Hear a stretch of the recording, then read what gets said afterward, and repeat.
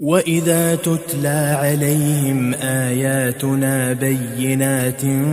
قَالَ الَّذِينَ لَا يَرْجُونَ لِقَاءَنَا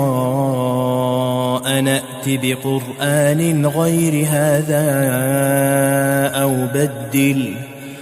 قُلْ مَا يَكُونُ لِي أَنْ أُبَدِّلَهُ مِنْ تِلْقَاءِ نَفْسِي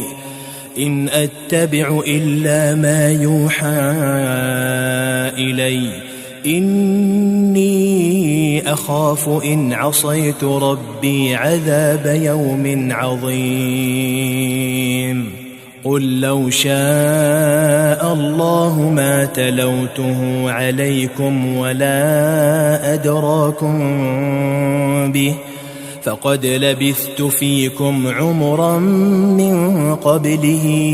أَفَلَا تَعْقِلُونَ